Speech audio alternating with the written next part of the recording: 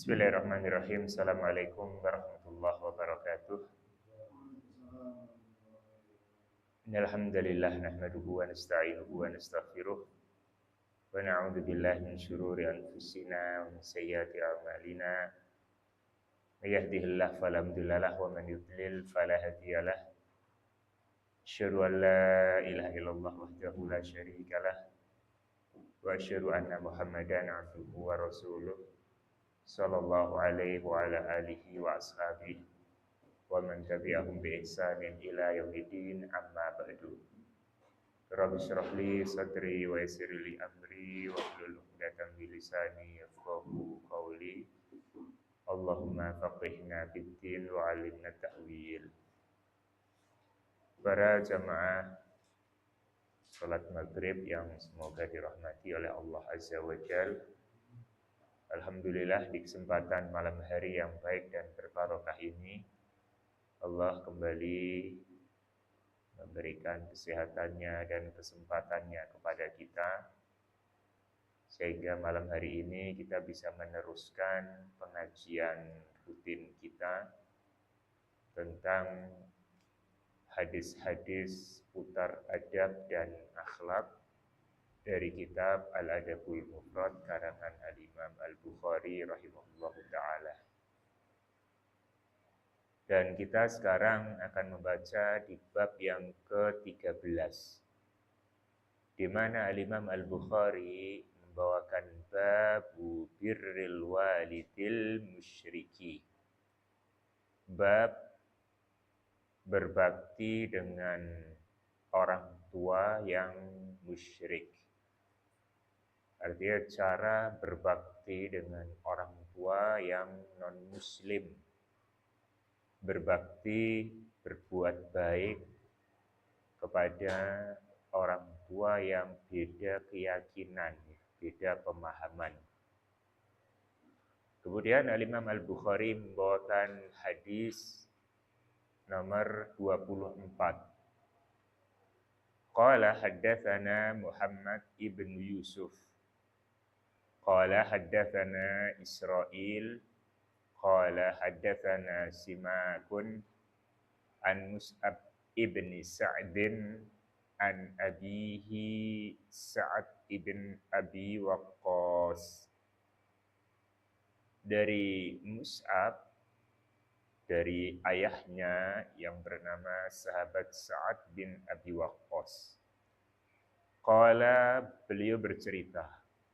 Ini adalah kisah masuk Islamnya Sa'ad bin Abi Waqqas dan ujian serta tantangan ketika harus berbeda faham dengan ibundanya. Qala, kata sahabat Sa'ad, nazalat fiyya arba'u ayatin min kitabillahi ta'ala. Telah turun ayat-ayat tentangku sebanyak 4 ayat. Artinya, dalam kejadian dan peristiwa yang menimpa kepada Sa'ad bin Abi Waqqas, Allah turunkan ayat-ayat Al-Quran sebanyak 4 kali. Ini memberikan faedah tentang keutamaannya sahabat Sa'ad bin Abi Waqqas. Karena dari peristiwa yang menimpa beliau sampai-sampai Allah turunkan ayat. Perhatiannya Allah kepada sahabat Sa'ad bin Abi Waqqas. Bagaimana Allah menjaga beliau dan Allah memberikan solusi kepada beliau dalam kasus yang menimpa beliau ini. Karena itu sahabat Sa'ad bin Abi Waqqas ini termasuk salah satu dari 10 sahabat yang dijamin masuk surga. Dalam satu hadis Nabi SAW menyebutkan person-personnya dari sahabat-sahabat yang pasti masuk surga.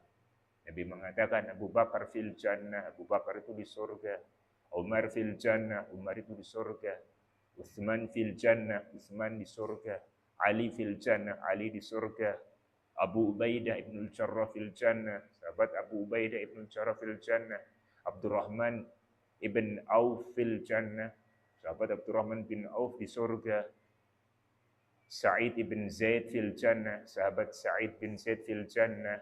Di antaranya Sa'ad ibn Abi Waqqas fil jannah. Di antara adalah sahabat Sa'ad bin Abi Waqqas di surga. Ini kabar gembira dari Nabi kepada beliau. Kembali kita ulangi, beliau mengatakan telah turun kepadaku 4 ayat di dalam kitabullah, di dalam Al-Quran. Beliau mengatakan yang pertama, ayat pertama. Yang ayat ini turun tentang peristiwaku. Kata beliau, kanat ummi halafat alla ta'kula wa la tashraba. Adalah ibundaku bersumpah dia untuk tidak mau makan dan tidak mau minum sampai aku harus meninggalkan ajarannya Nabi Muhammad sallallahu alaihi wasallam. Ceritanya sahabat Sa'ad bin Waqqas ini termasuk sahabat yang masuk Islam di awal-awal ya, termasuk as-sabiqunal awwalun. Dan di awal-awal keislaman itu ujian, cobaan kaum muslimin itu begitu sangat dahsyat dan besar sekali. Karena mereka harus menghadapi keluarga mereka. Mereka juga harus menghadapi tradisi masyarakat mereka yang di saat itu tradisi masyarakat Quraisy adalah menyembah berhala-berhala. Berhala Latta, Uzza, Mana, dan patung-patung yang disembah daripada selain Allah Subhanahu wa taala. Nah, di antara beberapa sahabat yang masuk Islam dalam kondisi sembunyi-sembunyi, karena kalau seandainya terang-terangan, maka mereka akan diintimidasi, mereka akan difitnah, bahkan nyawa menjadi taruhannya. Adalah sahabat Sa'ad bin Abi Waqqas. Dan Islamnya Sa'ad bin Abi Waqqas tidak lama pun diketahui ya oleh ibunya sendiri. Karena yang namanya keluarga apalagi orang tua itu sangat tahu gerak-gerik anaknya. Kok nggak biasa ya nyembah patung lagi, kok nggak ikut-ikutan ya kebiasaan orang Quraisy lagi. Selidik-selidik ternyata anaknya sudah keluar dari ajaran nenek moyang, sekarang dia mengikuti ajarannya Nabi Muhammad dan biasa rutin ikut pengajiannya Nabi Muhammad di sebuah markas yang disebut dengan Darul Arqam. Ya, itu ada rumah yang dipakai Nabi SAW untuk menyampaikan Islam, tentang tauhid, tentang iman dan seterusnya. Maka sebagai seorang ibu yang tidak tahan mendengar yakni bisikan-bisikan masyarakat orang lain, bagaimana ini anak saya ini, ya, gimana orang-orang menfitnah ini anakmu begini begitu, maka ibunya pun merasa gak nyaman dan ibunya menginginkan agar saat ini kembali, ayo nak kembali kepada tradisi nenek moyang. Nggak usah ikut-ikutan itu, nabi baru itu. Ajarannya menyelisihi kebiasaan kampung, masyarakat ya. Tapi anaknya tetap bersikokoh memegang ajarannya Rasulullah SAW untuk menyembah hanya kepada Allah. Meninggalkan semua sembahan-sembahan dari patung-patung dan berhala-berhala. Terus sampai akhirnya ibunya itu ngancem. Nah, ibu sudah nggak tahan lagi. Ibu harus memaksa kamu untuk keluar. Jangan ikut sama Muhammad. Malu ibu nak. Dan nanti kamu bisa diuji, bisa jadi nanti difitnah, bisa jadi nanti dibunuh. Ibu nggak mau kamu juga celaka. Nak. Kamu harus keluar dari ajarannya Nabi Muhammad. Kalau nggak mau keluar, maka ibu akan mogok makan, ibu akan mogok minum, sampai kelaparan, biarkan saya mati. Jadi kamu harus pindah dari ajaran Muhammad kembali kepada ajaran nenek moyang. Kalau mau ibumu sehat. Tapi kalau kamu memang sudah nggak sayang sama ibu, biarkan ibu mati, ya terserah kamu. Kalau mau ajarannya Nabi Muhammad. Maka desakan dan yakni paksaan ibunya saat ini membuat Sa'ad bin Abi Waqqas benar-benar merasa sangat kebingungan sekali. Maka dari sinilah kemudian fa'anzalallahu subhanahu wa ta'ala fi suratil Luqman al-ayat al-khamisata asyar, saat kebingungan dalam mensikapi kondisi ini. Apakah dia akan meninggalkan keimanan ajaran Rasulullah ataukah dia tetap dengan konsekuensi dari ibunya yang mogok makan tersebut? Saat itulah Allah berikan solusi. Allah turunkan firman-Nya, wa in jahadaka 'ala an tusyrika bima laysa laka bihi 'ilm fala tuti'huma. Jika orang tuamu memaksamu berbuat kesyirikan, maka jangan taati. Wa shahibhuma fid dunya ma'rufa. Tapi tetap pergaulilah orang tuamu di dunia dengan cara yang baik. Nah, ini menggabungkan birrul walidain kepada orang yang non-muslim, orang tua yang kafir, tapi dalam perkara-perkara yang tidak melanggar syariat. Dalam masalah muamalah duniawi, ya tetap berbakti, tetap taat sama ibu, sama bapak tetap. Jadi ini prinsip, kalau orang tua kita yang beda pemahaman, beda keyakinan, mungkin non-muslim, sementara kita seorang muslim yang taat, maka dalam masalah-masalah prinsip, kita nyembah tetap sama Allah Subhanahu wa taala. Kita punya keyakinan-keyakinan, punya ibadah-ibadah yang wajib tetap. Meskipun mereka memaksa, jangan beribadah ini, jangan ikut keyakinan ini, tetap. Karena kita lebih mencintai Allah dan Rasul-Nya dibandingkan siapapun. Ya. Itu yang pertama. Turun ayat ini menjadi solusi bagi Sa'ad bin Abi Waqqas. Sehingga setelah turun ayat ini, di dalam riwayat yang disebutkan oleh Imam Ibnu Katsir rahimahullah, kata Sa'ad yang mengatakan kepada ibunya, wahai ibu, mohon maaf saya tidak bisa keluar dari ajaran Nabi Muhammad, saya harap ibu makan. Ibu sekarang makan, jangan maksa kayak gitu bu. Seandainya, ini bahasa tegasnya saat ini, lembut tapi juga tegas. Maka saya mengatakan ibu makan, ibu minum. Saya nggak mau ibu kena apa-apa.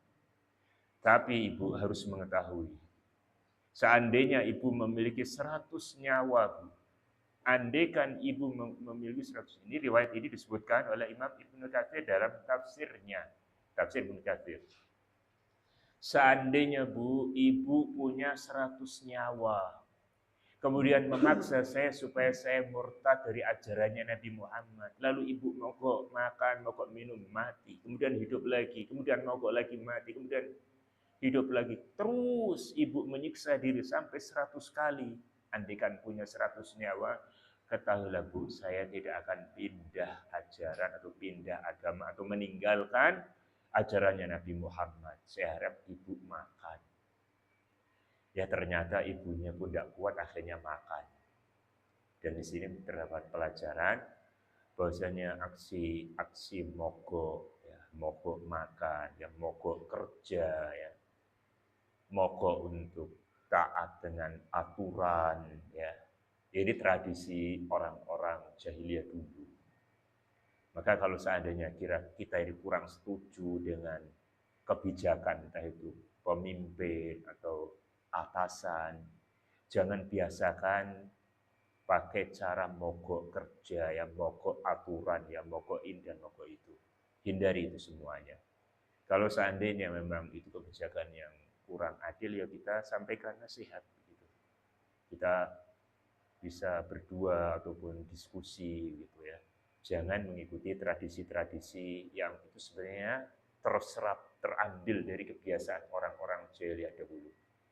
Dari itu juga memberikan pelajaran jamaah sekalian bahwasanya biasanya orang itu ketika menekan seseorang dengan uh, memaksa dan ngancem nanti dirinya akan mogok ini atau melakukan sesuatu yang membahayakan diri, itu hanya ancaman yang seandainya kita berani, mereka sendiri nggak akan berani. Jadi kalau seandainya ada atasan, kemudian bawahannya itu misalkan mogok kerja, benar-benar nggak mau kerja. Nah itu umumnya biasanya seandainya tegas, bagaimana tegasnya saat kerja juga nanti. Karena sama-sama butuh. Ya atasan butuh, bawahan juga butuh. Dan memang kita itu makhluk sosial yang saling membutuhkan. Apalagi yang berkaitan dengan masalah nyawa, artinya membahayakan diri. Kalau kamu nggak begini, saya akan bunuh diri. Ya kan? Kalau kita tegasi, insya Allah kita nasihati, saya nggak akan begini-begini. Dan saya harap tidak terjadi itu. Insya Allah. Itu semuanya hanya gertakan-gertakan yang seandainya kita punya prinsip yang jelas, maka insya Allah itu tidak akan terjadi. Diambil dari mana? Diambil dari kisahnya Sa'ad bin Abi Waqqas. Akhirnya ibunya makan. Ya, wallahu alam. Itu kisah pertama yang dengannya turun ayat terkait dengan solusi dari Sa'ad bin Abi Waqqas. Wathania, adapun kisah kedua yang dengan kisah ini turun pula ayat tentangku. Qal inni kuntu akhadtu sayfan a'jabani. Kata sahabat Sa'ad bin Abi Waqqas, saya pernah mengambil pedang yang membuat aku kagum. Artinya, bahwa ketika dalam peperangan, dalam sebuah peperangan antara kaum muslimin dengan orang-orang kafir, setelah kaum muslimin memenangkan peperangan, maka saat itu para sahabat kaum muslimin mengambil harta rampasan yang disebut dengan harta ghanimah, ya. Harta rampasan perang, ya. Perang ini melawan orang kafir, ya. Bukan melawan orang muslim. Nggak ada ghanimah harta rampasan dari kaum muslimin, ya. Yang ada itu perang kaum muslimin dengan kaum kafirin atau orang-orang kafir yang memang mereka layak diperangi. Maka harta rampasan tersebut tidak boleh diambil pribadi-pribadi sebelum nanti pemimpin yang membagi. Nah, di sini saat ketika mengambil harta-harta ghanimah, di antara harta ghanimah adalah senjata-senjata musuh. Ketika orang-orang kafir sudah nyerah, beberapa di antaranya wafat. Maka saat itu kaum muslimin mengambil. Ada yang emas, ada yang perak, ada baju besi, di antaranya ada pedang yang indah itu. Ada orang itu punya senjata yang memang senjatanya istimewa. Nah, ketika itu saat ngambil ini nggak disimpan, karena kalau nyimpen langsung maka itu termasuk hulul, dan para sahabat tentu paham. Yang bisa apa hadis ini? Fakultu ya Rasulullah habli hada, wahai Rasulullah nanti ini bagianku ya. Artinya pesan dulu ya. Jadi beliau tidak langsung, wah ini bagus ini, ambil aja. Kalau yang seperti itu hukumnya ghulul dan itu termasuk korupsi kan? Tidak dengan sepengetahuan pemimpin. Yang syar'i gimana? Dan ini pentingnya adanya pemimpin dalam perkara-perkara besar. Itu adalah perang ini. Kalau seandainya nggak ada pemimpin, ya nanti akan pada ngambilin, akhirnya bertengkar, akhirnya mereka perang setelah mungkin memenangkan orang kafir, akhirnya kaum muslim perang sendiri, perang saudara. Semuanya, oh saya pengen ini, oh itu punyaku tadi yang ini. Akhirnya bertengkar. Maka ketika itu dikumpulkan jadi satu, nggak boleh ada yang ambil, setelah itu nanti pemimpin yang bagi-bagi sesuai dengan kebijaksanaan atau kebijakan dari pemimpin. Nah, ketika itu saat ngambil ini, ngomong sama Rasulullah, ya Rasulullah, ya Rasulullah, ini nanti kasihkan saya. Saat nanti pembagian ghanimah, saya pesen yang ini saya nemu, tapi saya nggak bisa ngambil langsung, tapi nanti saya pengen yang seperti ini. Fanazalat, maka dengan peristiwa ini turunlah firman Allah Ta'ala dalam surat Al-Anfal. Yas'alunaka 'anil anfal. Mereka bertanya kepadamu tentang harta-harta ghanimah. Ya. Qulil anfalulillahi walil rasul ila akhiril ayah. Sampai satu surat ini, perhatikan ini, yang menceritakan tentang peperangan, demikian juga tentang pembagian harta ghanimah. Maka disebut dengan surat Al-Anfal. Di dalam Al-Quran ada surat Al-Anfal, itu surat sebelum At-Taubah. Nah, di antara isi dari surat Al-Anfal itu adalah tentang pembagian harta ghanimah. Yang mana intinya adalah, kesimpulannya adalah, tidak bisa seseorang itu mengajukan nanti saya pesan ini, saya pesan itu, semuanya dikembalikan tetap kepada pemimpin, kepada amir, kepada pemimpin jihad, pemimpin kaum muslimin saat itu. Kenapa? Demi maslahat. Coba kalau saya ada semua orang, walaupun nggak ngambil, pesan ini, saya pesan ini, saya pesan ini, saya pesan ini, saya pesan ini. Akhirnya nanti, kok Anda izinkan itu, ya Rasulullah, kok saya nggak diizinkan? Akan pada meri. Dan ini adalah perkara-perkara sensitif. Ghanimah itu kan harta, ya. Dan masalah harta, masalah duit, ya, itu perkara yang sensitif. Harus benar-benar terang, jelas, dan adil, gitu. Ya. Kita tahu dalam perang Uhud terjadinya kekalahan kaum muslimin di awal putaran, itu adalah karena mereka salah ijtihad dalam masalah harta. Karena mereka ketika dipeseni oleh Nabi, kalian yang berada di bukit pemanah, ya, di gunung Uhud, bukit pemanah, berada di puncak begitu, tetap jangan ikut-ikutan turun, apapun kondisinya, kita kalah, kita menang, tetap di situ. Nah, ketika kaum muslimin sudah hampir menang saat itu sebenarnya, ghanimah sudah tergeletak gitu kan, harta-harta sudah tergeletak. Maka pasukan yang di atas itu terkecoh dengan ijtihad, wong sudah menang, ngapain kita di atas? Ayo kita bantu ngambilin harta. Harta ini bisa menjadikan sebab sahabat Nabi.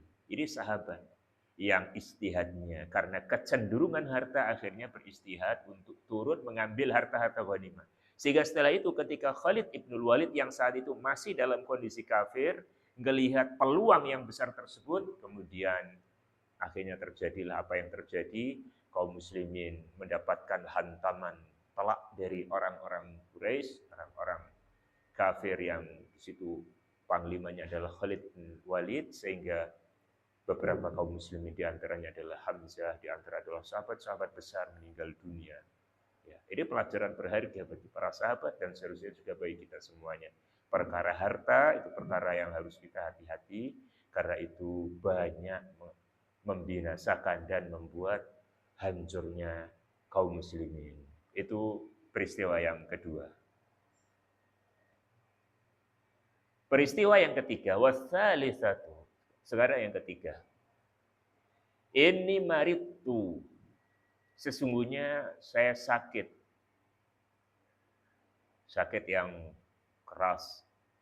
Sakit yang sepertinya akan meninggal dunia. Fa'atani Rasulullah sallallahu alaihi wasallam. Lalu Rasulullah SAW mengunjungiku, besukku. Ya, sakitnya mungkin kronis ya. Sehingga Nabi SAW menjenguk beliau. Fakultu, maka aku bertanya kepada Rasulullah.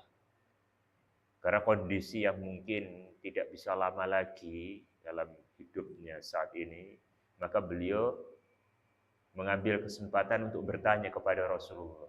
Apa yang ditanyakan oleh sahabat Sa'ad? Ya Rasulullah, wahai baginda Rasulullah, inni uridu an aksima mali. Afausi bin nis. Wahai Rasulullah, sesungguhnya saya ingin membagi harta-hartaku sebelum meninggal. Wahai Rasulullah, saya ini sakit yang sudah kronis, sakit keras. Saya pengen ini harta ini saya bagi. Bukan untuk anak saya semua, tapi saya juga bagi untuk fakir miskin, untuk wasiat kepada orang lain. Di sini terdapat pelajaran para jamaah sekalian, dari juga terkait dengan masalah harta lagi. Dan masalah harta itu harus benar-benar jelas. Orang yang masih hidup, kemudian ingin membagi-bagikan hartanya, itu ada dua kemungkinan. Kalau saat ingin membagi hartanya, itu dia sehat, dan memang masih senang harta, artinya dia tidak ada indikasi ingin meninggal dunia. Maka statusnya itu hibah. Ya, hibah ya. Orang ini sehat gitu ya. Fisiknya kuat, tidak ada indikasi dia sakit apa ataupun keinginan mau meninggal dunia, kemudian dia ingin ngasih ke lembaga ini atau ingin ngasih ke anak-anaknya. Itu namanya apa tadi? Hibah. Dan hibah itu boleh untuk selain ahli waris dan untuk ahli waris. Ya boleh aja. Ada orang ini dihibahkan. Yang mana nanti hibahnya mungkin jadi wakaf gitu ya. Jadi rumah ini dihibahkan ke yayasan, ya, ke pondok. Nah, jadi wakaf akhirnya. Jadi boleh. Atau dihibahkan kepada ahli waris, kepada anak-anak. Dengan syarat kalau hibah berarti harus adil. Dan adilnya hibah itu sama rata. Adilnya hibah itu sama rata. Laki dan perempuan yang bakti sama yang mungkin kurang berbakti itu sama. Sebagian orang tua kadang-kadang melakukan kesalahan, mungkin niatnya baik, tapi itu menyelisih aturan syariat, di mana ketika dia membagi hibah untuk anaknya, itu dilebihkan anak yang bakti, yang rawat. Kadang-kadang, oh ini anak saya yang rawat saya, yang baik, ini dikasih jatah 2 kali. Ya. Sementara ini yang jarang perhatian, yang suka nyusahin, itu dikasih sedikit.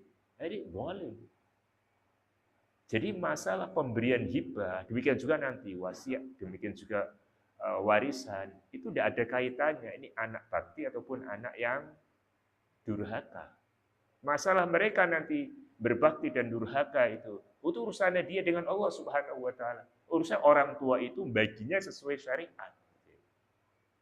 Jadi ketika orang tua sehat, udah ingin bagi harta-hartanya ke anak-anak, itu wajib adil. Kalau anak ini dikasih misalkan tanah dengan nominal atau seandainya ditaksir harganya mungkin 100 juta, maka anak yang sini juga misalnya dikasih dengan taksiran ya sekitar angka 100 juta itu. Nggak mesti sama-sama tanah ya. Tapi nominalnya itu sama, kurang lebih ya. Yang kedua, kalau seandainya pemberian orang itu ketika sakit yang sudah berputus asa, yang mungkin ini adalah akhir dari kehidupannya di dunia, saat sakit keras, saat kronis, maka ini disebut sebagai wasiat. Dan wasiat tidak boleh diberikan kepada ahli waris kalau wasiat itu. Jadi kalau misalnya ada orang yang sakit, itu kan punya harta banyak, ini saya mau ngasih harta saya ke anak saya, mau bagi. Ini tidak boleh, kenapa? Karena kondisinya sudah mau meninggal dunia. Orang yang mau meninggal dunia ketika mau ngasih harta namanya wasiat. Dan wasiat itu tidak boleh diberikan untuk ahli waris. Kenapa? Karena nanti ahli waris itu dapatnya setelah meninggal. Warisan, dapat harta warisan. Kalau masih hidup dan kondisinya tadi sudah sakit keras namanya wasiat. Dan wasiat ketika diberikan kepada orang lain itu maks ya paling banyak adalah sepertiga. Tidak boleh lebih dari sepertiga. Nah, di sini ceritanya di sini. Sa'ad bin Abi Waqqas ini ingin memberikan hibah kepada orang lain senilai setengah dari harta. Afa'usi bin nis, saya ingin berwasiat, apa tadi wasiat? Memberikan harta ketika kondisinya sakit parah kepada selain ahli waris itu. Saya ingin memberikan harta ini setengah dari harta yang saya miliki. Mungkin dia ingin mewakafkan setengah harta saya ini untuk pesantren misalkan. Apa hukumnya? Faqal, maka Nabi SAW mengatakan, la, tidak, enggak boleh. Faqultu as-sulus, wahai Rasulullah, kalau begitu sepertiga. Fasakat, maka Rasulullah SAW terdiam. Fakana as-sulusu ba'dahu jaizan, maka setelah itu dengan turun ayat tentang wasiat, ya, demikian juga rentetannya tentang warisan, dan luar biasa para jamaah sekalian. Kalau kita teliti di dalam Al-Quran, ayat yang paling panjang itu terkait dengan masalah duit. Ayat terpanjang nomor 1 itu ayat tentang hutang piutang.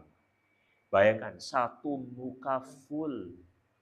Enggak ada ayat yang sepanjang itu. Satu muka, bayangkan. Isinya tentang hutang piutang. Ini berikan pelajaran masalah hutang, perkara yang besar, bukan perkara yang remeh. Dan orang yang berhutang, dia harus benar-benar amanah. Dan insya Allah orang yang amanah dan punya tujuan ingin melunasi, Allah akan membantu untuk melunasinya. Tapi barang siapa yang niatnya yang buruk, maka Allah tidak akan memberikan kesempatan dia untuk memberikan pelunasan. Maka kembalikan niat kepada Allah Subhanahu wa Ta'ala. Ayat yang kedua setelah ayat hutang piutang adalah ayat warisan. Dalam surat An-Nisa. Ya, di awal-awal surat An-Nisa dan di akhir surat An-Nisa ini. Dan menariknya tentang warisan ini para jamaah sekalian, detailnya itu justru ada di ayat dan di hadis itu sedikit. Umumnya nih, ayat-ayat di dalam Al-Quran itu global. Nah, rinciannya di hadis. Contohnya sholat. Aqimus sholat, dirikanlah sholat. Tata cara sholat di mana adanya? Di hadis. Kemudian wa'atu zakat, bayarlah zakat. Harta apa yang dizakati, kepada siapa, dan caranya seperti apa, hitungannya seperti apa, di mana itu? Di hadis. Haji, ya. Di mana perincian hajinya Nabi, haji tamattu atau haji qiran atau haji ifrad, di hadis. Itu umumnya ayat Al-Quran itu ayatnya global. Rinciannya di hadis, kecuali warisan. Rinci sekali. Sepertiga nanti untuk ini, setengahnya untuk ini, nanti untuk 2/3, untuk 1/6, 1/8, dan asobahnya. Itu dirinci banget di dalam Al-Quran. Kenapa? Karena yang perkara-perkara harta, perkara yang sensitif, Allah langsung yang membagi.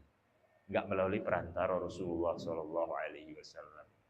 Jadi, ini kisah yang ketiga ini, itu turun ayat terkait warisan dan terkait masalah wasiat ini, yang mana wasiat yang diberikan kepada orang-orang selain ahli waris dan memang ahli waris tidak berhak, maka itu maksimalnya adalah 1/3. Ya, kenapa? Karena kalau seandainya lebih dari 1/3 itu akan mendolimi ahli waris. Dan Nabi SAW di dalam riwayat yang lain mengatakan, sungguh engkau menjadikan keluargamu tercukupi, itu lebih baik daripada mereka harus ngemis-ngemis. Artinya apa? Ketika orang itu pengen diwakafkan semua, atau pengen diwasiatkan semuanya, karena niatnya biar hartanya itu nanti tetap dia bawa. Kan anehnya orang itu kan gitu, ketika sehat, nitipkan harta untuk akhirat iman. Padahal kan sama aja kan ya. Ketika sehat ini, dia sedekah itu sebenarnya itu karena sayangnya. Saya sedekah ini harta ini, saya ingin bawa lagi. Ketemu lagi nanti harta itu di akhirat nanti. Tapi ketika sehat itu iman. Ketika sudah sakit, sudah seolah-olah nggak bisa menikmati harta lagi. Saat itu dia pengen membawa hartanya. Maka dari situlah kemudian Allah Subhanahu wa Ta'ala memberikan aturan. Kalau memang ingin, tidak bisa banyak. Bisanya adalah maks, yaitu paling banyak adalah 1/3. Karena dengan seorang itu membiarkan ahli warisnya, terutama anak-anaknya, itu tercukupi hidupnya, itu lebih baik daripada mereka hidup dalam kondisi kekurangan dan ngemis-ngemis. Warrabi'ah, sekarang kisah yang keempat. Kisah yang keempat. Kata Sa'ad, inni syaribtul khamra ma'a qaumin minal ansor. Kata Sa'ad, sesungguhnya dulu aku saat minum khamr bersama orang-orang Ansor. Ini memberikan pelajaran tentang syariat khamr, yang mana syariat khamr, pengharaman khamr itu bertahap. Ada 3 tahap. Sebagaimana itu disebutkan di dalam Al-Quran. Tahap pertama, Allah Subhanahu wa Ta'ala menyebutkan bahwasanya khamr itu punya manfaat, tapi mafsadahnya lebih besar. Jadi supaya orang itu berpikir, ini ada manfaatnya memang. Apa manfaatnya khamr kira-kira? Dulu orang-orang itu kalau saat ada acara-acara itu mereka biar kumpul semua itu harus suguhannya khamr. Nah, khamr itu menyatukan musyawarah. Gitu ya. Jadi kalau misalnya ada musyawarah, nggak ada khamrnya itu nggak enak. Harus ada khamr. Nah, kalau ada khamr, akhirnya mereka bisa rembugan, bisa silaturahim. Nah, itu ada manfaatnya. Tapi Allah katakan wa itsmuhuma akbaru min naf'ihima. Tapi mafsadahnya, kerusakannya, bahayanya lebih besar daripada manfaatnya. Belum turun pengharamannya. Supaya orang berakal itu Pak memahami ya. Ya ini memang ada manfaatnya, tapi mafsadahnya lebih banyak. Harusnya ya ditinggalkan. Tahapan kedua, Allah Subhanahu wa Ta'ala menurunkan ayat, jangan minum khamr ketika hendak mau sholat. Artinya apa? Ketika saat jauh dari waktu sholat, masih dibolehkan minum khamr. Ketika sudah mendekati waktu sholat, jangan minum khamr supaya sholatnya bisa terhayati. Karena ketika minum khamr, sholatnya nanti tidak bisa menghayati apa yang dia baca. Artinya dibatasi. Ini ayat yang kedua ya. Dibatasi. Jadi sekarang belum boleh waktunya mau sholat, jangan minum khamr. Ketika sudah tengah malam misalkan, atau di waktu duha yang jauh dengan waktu duhur misalkan, mereka minum khamr gitu. Baru ayat yang ketiga, Allah Subhanahu wa Ta'ala mengharamkan total tentang khamr ini. Ya. Fa'innahu min amali syaitan, sesungguhnya itu adalah perbuatannya syaitan, dan syaitan itu mengajak kepada permusuhan. Fantahu, maka tinggalkanlah secara total. Ya, nah, saat masih ada toleransi gitu ya, belum ada pengharaman, nah ini sahabat masih minum khamr seperti kebiasaan mereka. Nah, saat itu kembali kepada kisahnya Sa'ad bin Abi Waqqas ini. Saat ini minum khamr bersama orang-orang Ansor, fadaraba rajulun minhum anfi bilahyi jamalin. Ya. Maka ada seorang laki-laki yang memukul di antara mereka, laki-laki itu, hidungku sampai memukul, Allah alam, memukul dengan tangan atau apa, sampai intinya luka dan mengganggu pendengarannya. Jadi hidungnya itu terpukul oleh seseorang. Namanya orang hilang akal, maka tidak dia pikirkan kalau ternyata itu menyakiti saudaranya. Fa'ataitun Nabiyya sallallahu alaihi wasallam, lalu aku datang kepada Nabi sallallahu alaihi wasallam, fa anzalallahu tahrimal khamri. Nah, setelah itulah Allah Subhanahu wa Ta'ala mengharamkan tentang ayat khamr tadi. Kemudian kita baca satu hadis lagi, para jamaah sekalian, rahimani wa rahimakumullah. Qala haddatsana Al-Humaydi, qala haddatsana Ibnu Uyainah, qala haddatsana Hisham ibn Urwah, qala akhbarani Abi, qala akhbaratni Asma bintu Abi Bakar As-Siddiq. Jadi hadis ini bersumber dari sahabiyah namanya Asma binti Abi Bakar, putrinya Abu Bakar. Ini saudarinya Aisyah. Ya. Asma binti Abi Bakar berarti saudarinya Aisyah. Kakaknya mungkin ya. Qalat, beliau bercerita, Asma ini bercerita. Atatni ummi raghibah fi ahdin Nabi sallallahu alaihi wasallam. Kata Asma, ibuku datang dan kangen samaku. Dalam kondisi ibuku masih non-muslim. Saat itu ibunya Asma masih non-muslim. Tapi pengen mengunjungi Asma. Kangen sama Asma. Fi ahdin Nabi sallallahu alaihi wasallam, di masa Nabi sallallahu alaihi wasallam. Fasaltun Nabi sallallahu alaihi wasallam, maka aku bertanya kepada Nabi sallallahu alaihi wasallam, asiluha, wahai Rasulullah, ibuku dia tuh kafir. Terus kangen pengen ketemu, apakah saya boleh memuliakan, sumonggokkan, ya, mempersilahkan, menjamu ibu saya sementara dia non muslim? Qala, kata Nabi SAW, na'am, iya.